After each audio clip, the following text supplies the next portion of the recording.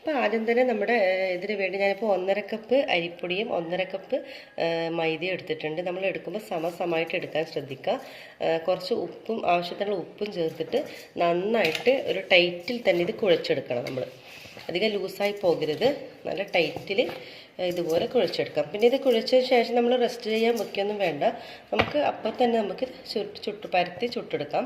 അപ്പോൾ ഇനി നമുക്ക് അതായത് ചപ്പാത്തിക്കൊക്കെ എടുക്കുന്ന അളവിൽ എടുക്കാം. നമ്മൾ ചപ്പാത്തിക്കൊക്കെ നമ്മൾ പരത്താൻ വേണ്ടി എടുക്കുന്ന ഈ ഒരു ലെവലിൽ നമുക്ക് എടുക്കാം. അതിനുശേഷം നമുക്കിത് പരത്താം. അപ്പോൾ ഒരല്പം മൈദ ഇട്ട് കൊടുക്കാം. അതിനുശേഷം ഒരു ഉരുളകളാക്കി എടുത്ത് ഇതൊന്ന് ചെറിയ രീതിയിലൊന്ന് പരത്തിയെടുക്കാം. എന്താ ചപ്പാത്തിയുടെ അതേ ലെവലിൽ തന്നെ നമുക്ക് പരത്താം.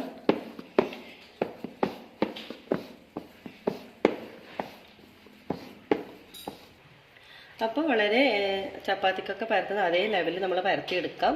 ഇനി ഒരു തവ വെച്ചിട്ട് അത് നന്നായിട്ട് ചൂടാവണം. അപ്പോൾ അതിലോട്ടേക്ക് നമുക്ക് ഇട്ട് കൊടുക്കാം. ഒരു ഭാഗം ഒന്ന് നല്ലവണ്ണം ചൂടായി വരട്ടെ. അപ്പോൾ നമുക്ക് തിരിച്ചിട്ട് കൊടുക്കാം. ഇത് തിരിച്ചിട്ട് കൊടുക്കാം. ഇനി ചെറിയ തോതിലൊന്ന് പ്രസ് ചെയ്ത് കൊടുക്കണം. അങ്ങനെ തിരിച്ചും മറിച്ചും ഇട്ട് കൊടുക്കണം. അപ്പോൾ നല്ലവണ്ണം ഒന്ന് പ്രസ് ചെയ്ത് കൊടുക്കണം. ഈ സമയത്ത് തീ നന്നായിട്ട് ഹൈ ഫ്ലെയിമിൽ തന്നെ തീ വെക്കാൻ ശ്രദ്ധിക്കുക. ഇനി നമുക്കൊന്ന് തിരിച്ചു കൊടുക്കാം. കണ്ടോ, നന്നായി നമ്മൾ ഞാനിവിടെ പൊന്തി വരുന്നുണ്ട്. ഇനി നമുക്ക് ഒരല്പം ബട്ടർ ഇതിലേക്ക് ചേർത്ത് കൊടുക്കാം. ഇതിൻ്റെ മുകളിലൊന്ന് തേച്ച് കൊടുക്കാം. ചൂടുള്ള ഞാനായത് കൊണ്ട് തന്നെ ബട്ടർ പെട്ടെന്ന് തന്നെ മെൽട്ടായി കിട്ടും. നല്ല ടേസ്റ്റിയാണ്, അതുപോലെ തന്നെ നല്ല സോഫ്റ്റുമാണിത്. ഇനി നമുക്ക് ഇത് മാറ്റാം. കണ്ടോ, അപ്പോൾ നല്ല ടേസ്റ്റി ആയിട്ടുള്ള നമ്മുടെ ബട്ടർ നാൻ ഇവിടെ തയ്യാറായിട്ടുണ്ട്. അരിപ്പൊടി ചേർത്തിട്ടുള്ളത്. ഇതുപോലെ ബാക്കിയെല്ലാം നമുക്ക് ചുട്ടെടുക്കാം.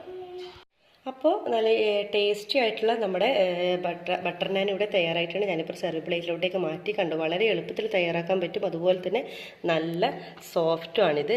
കണ്ടോ, നല്ല ടേസ്റ്റാണിത്. എളുപ്പത്തിൽ നമുക്ക് ബ്രേക്ക്ഫാസ്റ്റിനും ഡിന്നറിനൊക്കെ തയ്യാറാക്കാൻ പറ്റും.